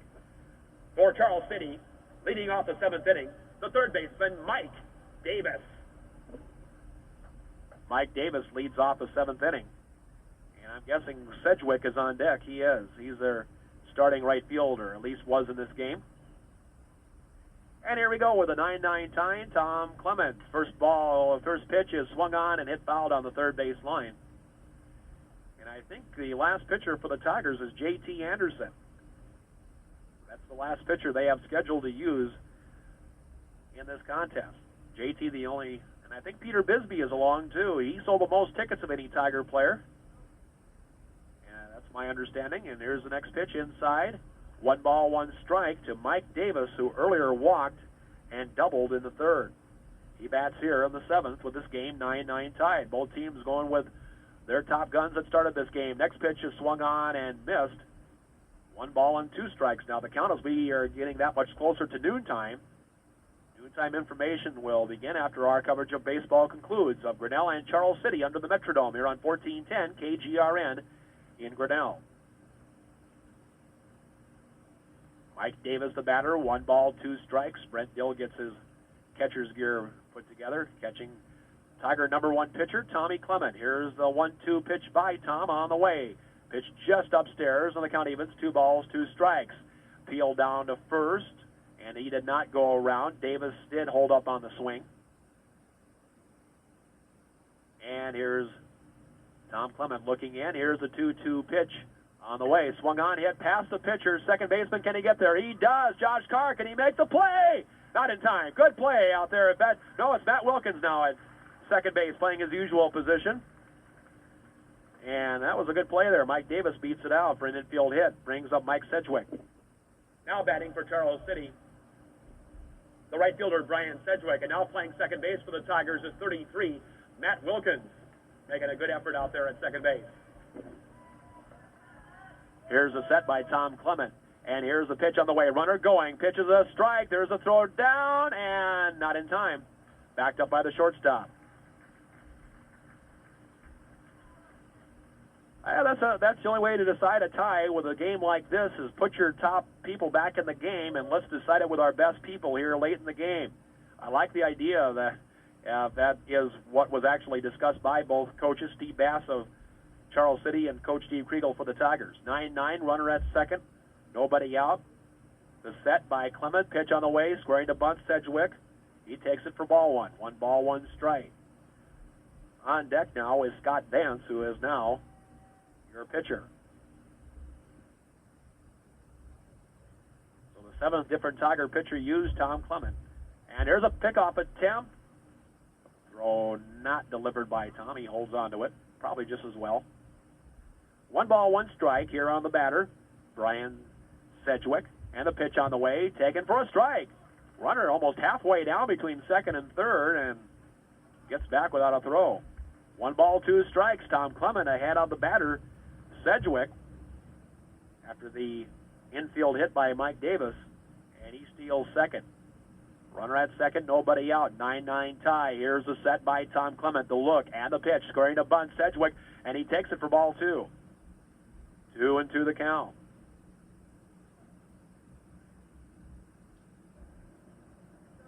Under the Metrodome we are in Minneapolis, Minnesota, on KGRN. Here's the set. Clement takes a look to second. He has a heck of a lead, and now, again, he'll just look the runner back. And we'll try it again here. Brian Sedgwick at the plate. And now time called by head coach Steve Bass. I think he wants just to double-check the count. 2 balls, 2 strikes is what I have on the count. And again, we're not working with the virtue of the scoreboard here. Runner at second, nobody out. Game tied at 9. Here's the set by Tom Clement. The look and the pitch on the way. That looked in there. It was in there. Call strike 3. Inside half of the plate. Sedgwick goes down looking. Out number 1. Big out for the Tigers. Brings up Scott Vance. He's 1 for 3 with an infield hit. Now batting, the pitcher, Scott Vance. Scott Vance to the plate now with a runner at second. Left-handed stick up there against lefty Tom Clement. The pitch on the way. Taken for a strike. Nothing in 1 the count. On deck is Lee McEnroy, the second baseman. Here's the set by Tom Clement. The look to second. And here's his pitch on the way. High and outside, ball 1. 1 ball, 1 strike. So runner at second with 1 out. Game in the balance here under the Metrodome. Here's the set once again. Clement looks, and now again, just looks the runner back. I think it's up to each team whether or not they want to count this game on their win-loss record. They don't have to if they don't want to, basically. Here's the set, the pitch on the way. Pitch outside half of the plate again for a call strike. 1-2. Of course, we remember last year when the Tigers came back against Algona and won that game, and that really set the Tigers on a tone. They rattled off like 6-7 wins in a row after that. Here's a 2-strike pitch, swung on and fouled. Or again, we'll try it again on 2-2. Tigers rattled off a bunch of wins in a row to end the season, and then, of course, lost to Benton Community in the first round of playoffs last year. Of course, Davis County will be the last game of the season at home Tuesday. Here's the set, and the look, and the pitch. Oh, low bridge there as Vance ducks out of the way of a high inside pitch. And I believe the count is even up at 2-2. 2 balls, 2 strikes. Runner at second, 1 out. Scott Vance, the batter. Here's the set by Tom Clement. The look and the pitch on the way. Oh, didn't miss by much. Count runs full, 3-2. As we're closing in on the noon hour.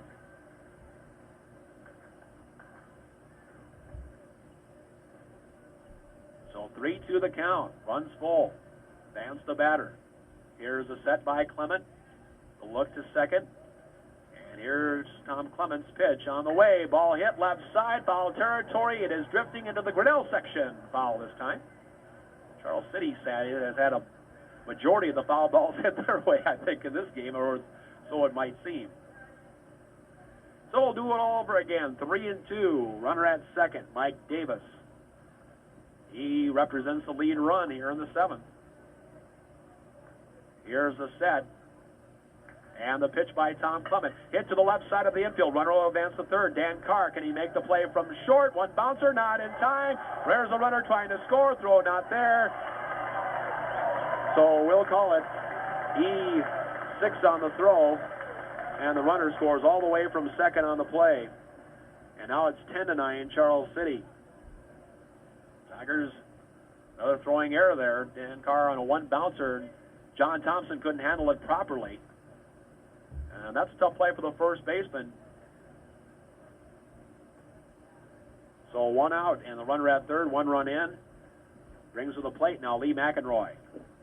Now batting second baseman Lee McEnroy. McEnroy now the batter here. Here's the set by Clement once again, and the look and the pitch on the way. Swung on, hit back to the pitcher, a high bouncer. He'll have 1 play to first, the throw in time. McEnroy retired. Boy, this 1 run, certainly not the fault of Tom Clement. 2 outs now. Runner goes to second. Brings to the plate Joe Andreg, if that is, Andrew Vickerman. Now batting Andrew Vickerman for Charles City. Andrew Vickerman now the batter. He singled his last time up on a hard shot to center. First pitch on the way. Breaking pitch in there for a strike. On 1410 KGRN in Grinnell, Iowa, it's noontime. You're enjoying lunch with the Tigers, I guess, right now. I guess it was brunch earlier, wasn't it? Brunch with the Tigers. Here's the set. And the pitch on the way. Swung on and missed. 2 strikes the count.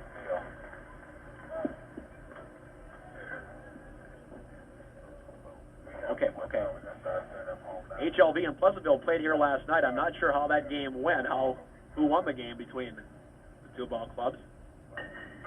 And there's a ball hit to the right side of the infield. Should be out number 3. Oh, high bouncer goes over Matt Wilkins' head, and the run comes in to score. An AstroTurf single all the way. One of those things is Vickerman hits a single, and it goes into right over Matt Wilkins' head. Another run in to score. 11. Pleasantville won the game 11-0 last night over HLV, as we understand from a source here at the Metrodome.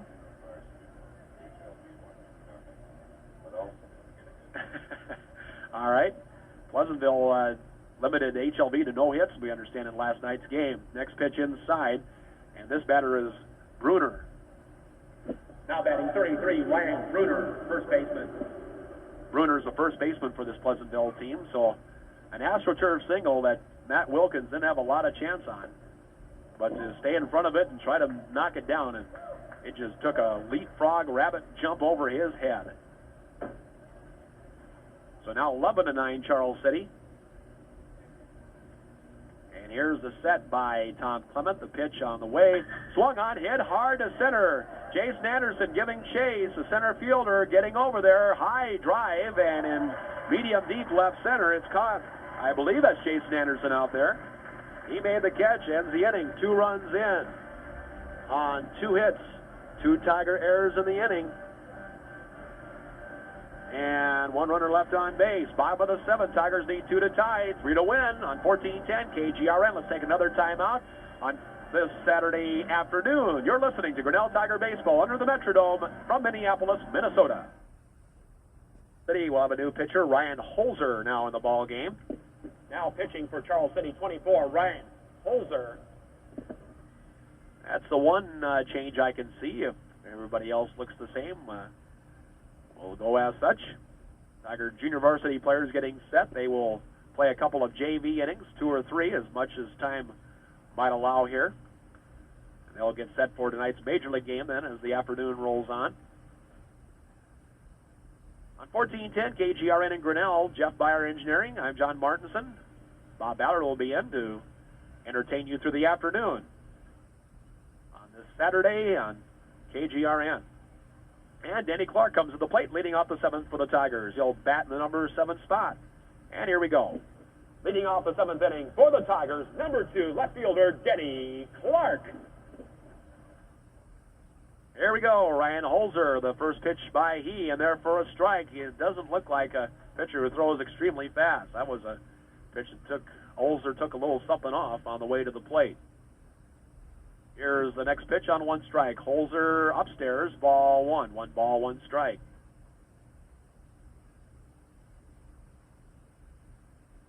Holzer winds up. Here's the next pitch on the way. It is inside, 2 balls, 1 strike. 2-1. Tigers trail 11-9 here on a most interesting ball game it has been with the Comets and the Tigers. Next pitch on the way. Swung and a miss. A 1 ball, 2 strike count as Denny couldn't catch up with a breaking pitch that time.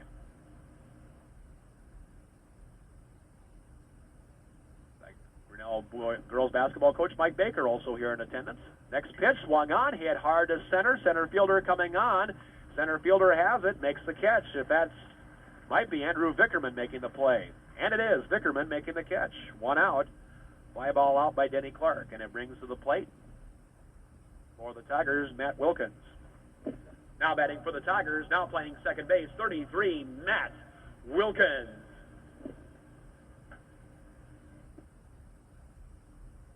Wilkins batting with 1 out. Here's the first pitch. Swung on, hit hard to left center. It might be over the left fielder's head, but now he has it, and he catches it for out number 2. Matt has hit the ball hard. A couple of doubles and an infield hit. He got good bat on that one, but left fielder Scott Vance was there to make the catch, and there's out number 2, and it's right now this game up to Seth Wallace, who stands in there with 2 out. Now batting for the Tigers, number 24, Seth Wallace. Seth Wallace bats up there with 2 out. Right-handed batter now has been playing third as of late.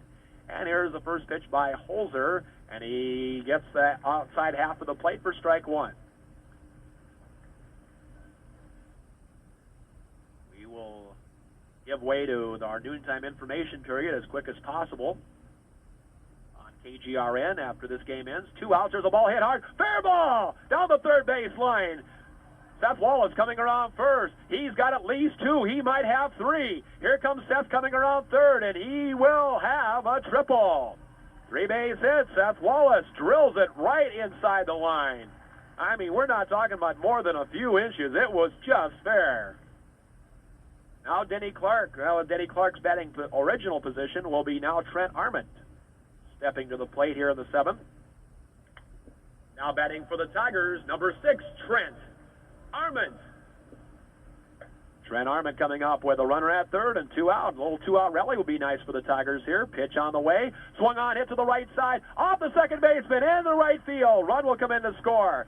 Bobbled for an instant. We'll give that a hit. Trent Arment with a base hit to right, scoring Seth Wallace. Trent Arment with an RBI. Brings to the plate. Let's see who's coming up there. Looks like Dan Carr. Now batting, shortstop Dan Carr. 11-10 now to score. Trent Arment's a tying run at first base. Throw back to first, not in time. Dan Carr represents the winning run up there for the Tigers.